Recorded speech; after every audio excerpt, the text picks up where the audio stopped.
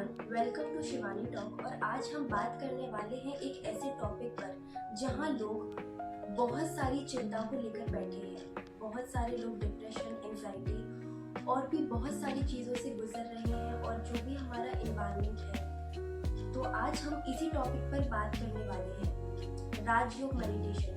ये क्या काम है इसका, इसमें क्या होता है, कैसे यूज होता है, और क्या ये हमारी सच में लाइफ को चेंज कर सकता है।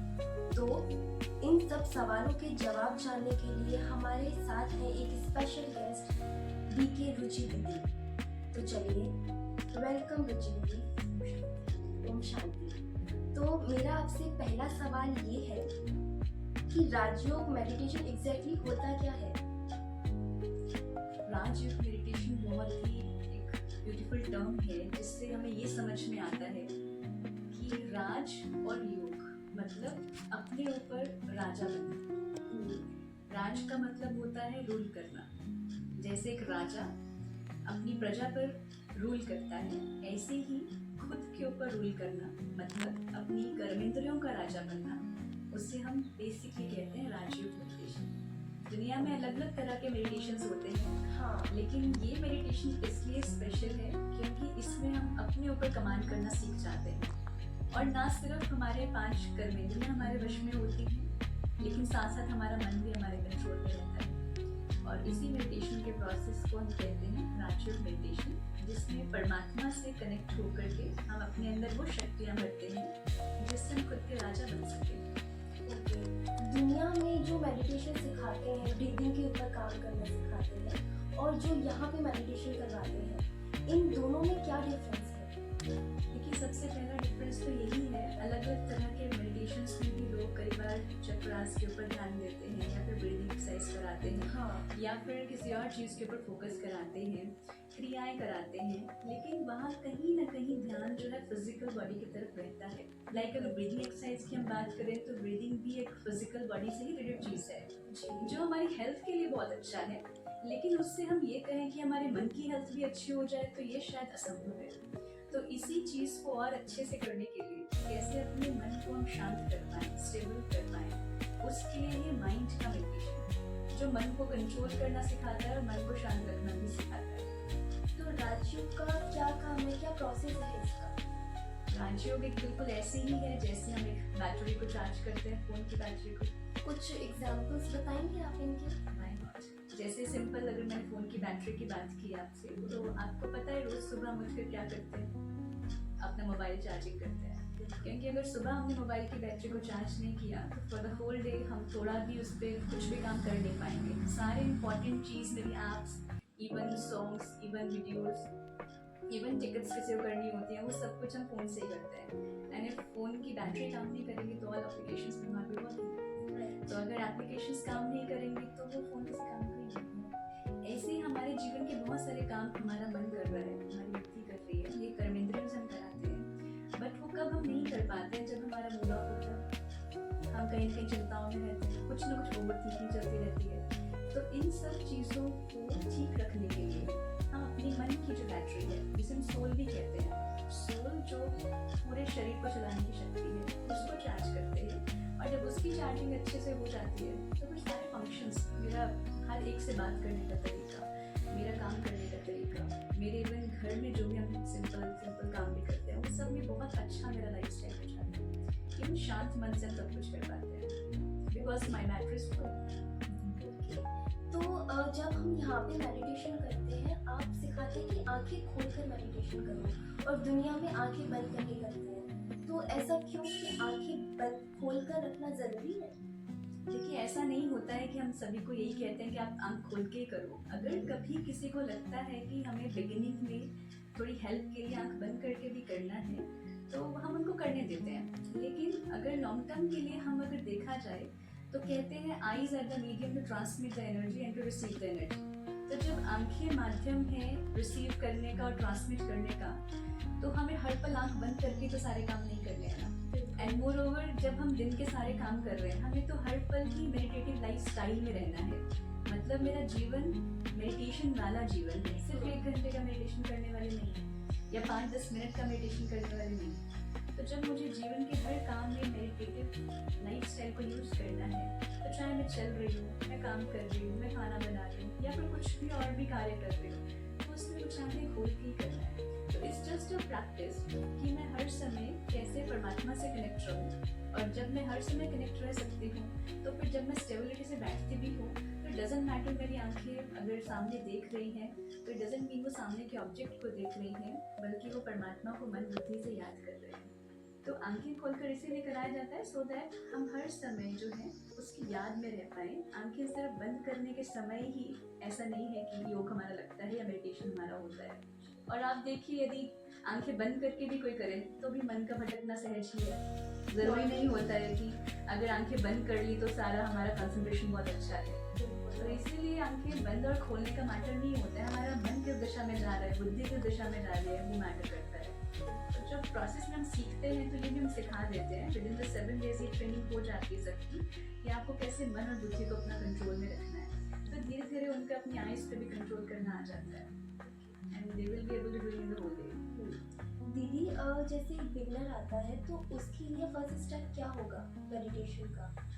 फर्स्ट स्टेप में हम उनको यही बताते हैं कि आप मन को दिशा देना सीखें, क्योंकि सबसे पहले जो हमारा रूट कॉज होता है मन को भटकाने का या फिर अशांति का या फिर थॉट्स बहुत ज़्यादा चलते हैं, तो शुरुआत उसकी मन से ही होती है।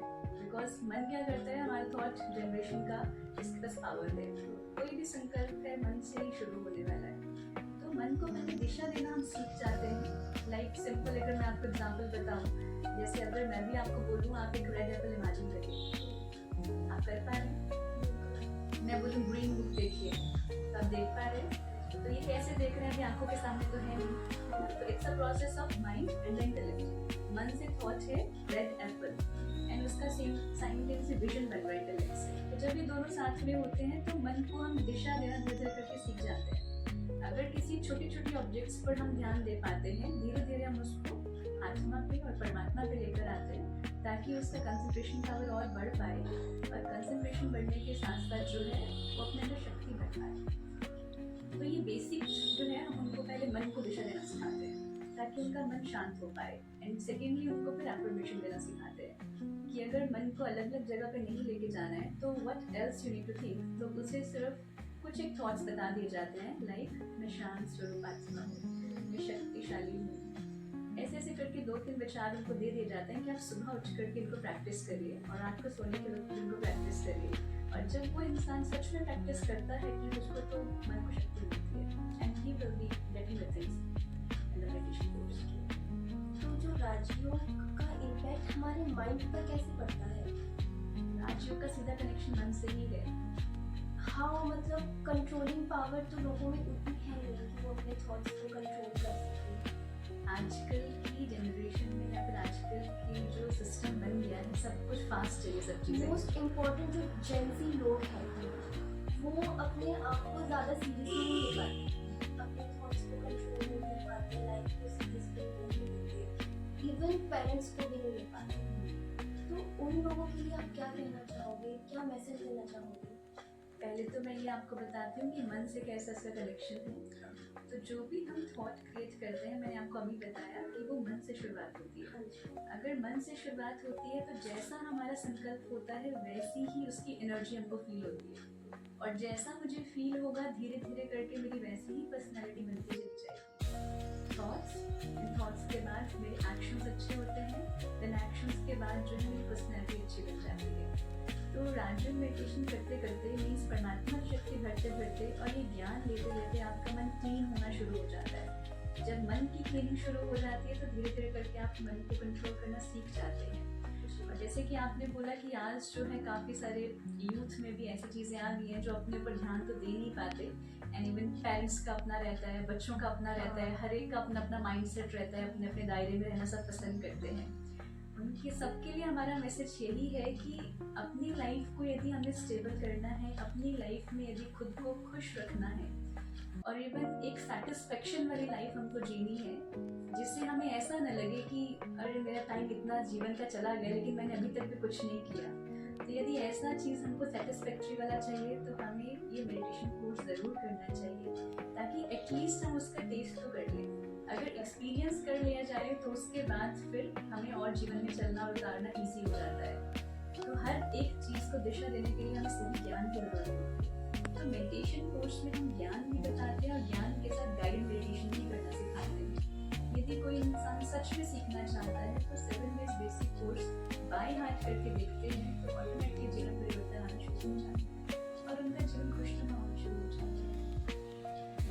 क्या ये स्ट्रेसफुल और एंजाइटी को चेंज कर सकते हैं? कैसे? स्ट्रेस होता क्या है बेसिकली? सबसे पहले तो ये देख लेते हैं, स्ट्रेस वैसे कोई टर्म है नहीं। आप देखिए, डार्कनेस कोई टर्म नहीं है। हम फिजिक्स में पढ़ते हैं, लाइट के कंसेप्ट पढ़ते हैं, कोई डार्कनेस का कंसेप्ट नहीं पढ़ते हैं। तो कहने का मतलब शांति एक चीज़ है, अशांति कोई चीज़ है नहीं। लेकिन अशांति मतलब एब्सेंस ऑफ पीस। ऐसे ही स्ट्रेस कोई चीज़ नहीं है, लेकिन absence of peace, love, happiness and good thought, positivity, यही क्या करेगा? स्ट्रेस को क्रिएट करेगा।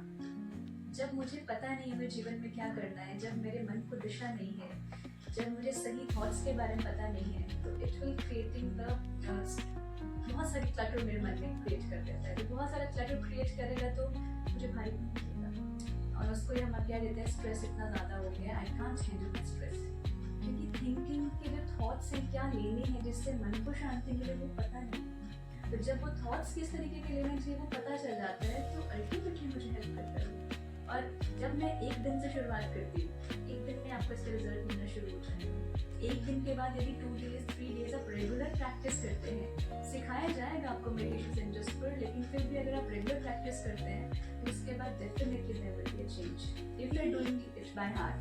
इसको डेली लाइफ में कैसे ला सकते हैं? मतलब हर टाइम अगर हमें मेडिटेशन में रहना हो या फिर में शांत रहने पाना हो, अगर हम दिन में मतलब पूरा टाइम कैसे रह सकते हैं? कि कई बार लोगों को कन्फ्यूजन होती है कि अगर हम मेडिटेटिव इस जीवन में चले गए तो हमें सब कुछ छोड़ना पड़ेगा, हम टाइम कैसे निकालेंगे, अपना हम अर्निंग कैसे करें, हम घर परिवार को कैसे देखेंगे। लेकिन बेसिकली ऐसा नहीं होता है। हम राजयोगा मेडिटेशन में कभी भी ऐसा नहीं कहते कि आप अपने काम को छोड़ दीजिए या फिर आपको अपना कुछ भी वर्क लाइफ नहीं देखना है, सब कुछ देखना है। लेकिन मेडिटेशन का जो टाइम है वो हम मॉर्निंग में बताते हैं वो करने के लिए कि आप सुबह का समय यूज़ करिए। और अगर बिगिनिंग में हमको जल्दी उठने में प्रॉब्लम नहीं होती है तो इट्स जस्ट लाइक कि वो अपना डे शुरुआत जब भी करते हैं उससे 5-10 मिनट पहले उठ जाएं और जो गाइडेड मेडिटेशन सिखाई जा रही है उसको प्रैक्टिस कर लें। And at least do it for the थोड़ा एटलीस्ट 1 आवर में 1 मिनट भी कर लें तो भी अच्छा है। और अगर नहीं भी मिलता है टाइम तो आप eight the end of the day अपनी सब चीज़ों को सॉल्व करते हुए, एक बात को मन से फ्री करते हुए, परमात्मा को समर्पित करते हुए, you can and your day with good affirmations या फिर मेडिटेशन के साथ। तो बेसिकली इस तरीके से शुरुआत होती है और धीरे धीरे करके अगर मेरे को पूरा दिन में उस लाइफ में रहना है तो it's just like attention on my each and every action, nothing more than that. हम डेली सेंटर्स पर मेडिटेशन की क्लास करते हैं, देन स्पिरिचुअल स्टडी करते हैं जिसको मुरली क्लास कहते हैं। तो यदि कोई भी अपने ऑफिस जाने से पहले, अपना रूटीन शुरू करने से पहले वो मुरली क्लास कर लेता है तो उसे अपने पूरे दिन का होमवर्क मिल जाता है। और जब वो पूरे दिन के होमवर्क में अपने ऊपर अटेंशन अच्छे से दे पाता है तो सारे काम उसके बहुत अच्छे हो जाते हैं और उसे देख करके अपने आप सबको ये फीलिंग आती है कि they are doing something different, which is really impactful. उनके चेहरे से, उनके वाइब्रेशन से, उनकी एनर्जी से, बातचीत से कभी पता चलता है कि they are something different, means they are peaceful, they are happy, they are satisfied. देखिए कोई एज होती है इसकी, मतलब इस राजयोग सीखने की कौन सी उम्र है? देखिए इसकी उम्र कोई ऐसे स्पेसिफिक नहीं, जब से हमें समझ आने लग जाए तब से हम आ सकते हैं। इवन हम अपने सेंटर्स की बात करें तो हर एज ग्रुप के आते हैं। तो इवन हम मानते हैं जैसे 8 साल की उम्र जब थोड़ा समझ में आने लग जाता है तो उस उम्र से लेकर के आप कभी भी शुरू करिए और कोई भी इसको सीख सकता है। यहाँ तो सब तरह के आते हैं, चाहे यूथ हो, चाहे ओल्ड एज हो, चाहे छोटे बच्चे हो, सब तरह के आते हैं। तो हर एक को क्योंकि ज़रूरत है ना, इट्स नॉट लाइक कि अगर एज 60+ हो जाएगी तभी मुझे राजयोग की ज़रूरत है, it's not like that. Even जब मेरा बहुत सारे काम में मेरा मन उलझा हुआ है तभी तो मुझे शांति की ज़रूरत है। इवन जब मेरे बोर्ड्स के एग्ज़ाम हैं, जब इवन कुछ मेरे को इंटरव्यूज क्रैक करने हैं, जब मुझे कुछ भी कॉम्पिटिटिव एग्जाम्स हैं, तब तो मुझे ज़्यादा शांति की ज़रूरत है, हमको स्टेबिलिटी की ज़रूरत है। तो हमें उस मोमेंट पे ही तो यूज़ करना है।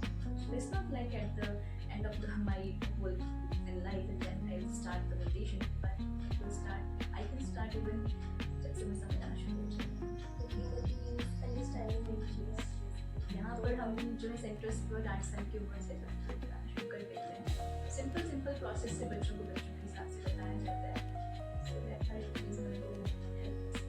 दीदी मेरा आपसे बस लास्ट क्वेश्चन आपसे ये है कि जो भी इस पॉडकास्ट को देख रहे हैं उनके लिए आप क्या लास्ट मैसेज देना चाहोगे, क्या उनकी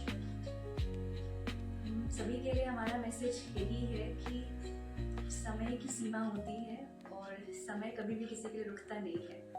तो समय निरंतर बढ़ता जा रहा है, लेकिन हमें समय से पहले अपने आप को मन से प्रिपेयर करना है, क्योंकि जैसे हम बाहर की सिचुएशंस देख ही रहे हैं कि कुछ ना कुछ क्राइसिस चलता ही रहता है, इवन इन द इंडिया और even in the foreign countries. तो वो सब समय के इशारे से पहले, यानी उनका प्रभाव हमारे ऊपर पड़ने से पहले हमें अपने मन को इतना शक्तिशाली बनाना है जिससे किसी भी सिचुएशन का प्रभाव हमारे ऊपर ना पड़े। इवन हम अपनी अच्छी माइंडसेट से, हम अपनी पॉजिटिविटी से हर एक के लिए कुछ मदद कर पाएँ और हर एक के लिए कुछ अच्छे थॉट्स से भी हर एक की लाइफ को पॉजिटिविटी से भर पाएँ। तो इतना ही हम कहना चाहेंगे। इसको मेंटेन करने के लिए आप सब राजयोग मेडिटेशन सीखें और सीखने के साथ जीवन में इम्प्लीमेंट करें। और आप सबके लिए बहुत सारी शुभकामनाएं। जिनके लिए आप ये मैसेज देना चाहते हैं। कि आपने यहाँ पर आए और उन सवालों के जवाब दिए। सो आज के एपिसोड से हमें ये बात तो क्लियर हो गई है कि राजयोग मेडिटेशन हमारी लाइफ के लिए कितना इम्पोर्टेंट है और वो कैसे हमारी लाइफ को चेंज कर सकते हैं। अगर आपको ये एपिसोड पसंद आया हो तो चैनल्स को लाइक करें, सब्सक्राइब करें और कमेंट्स करना ना भूलिए। Thank you so much. मिलते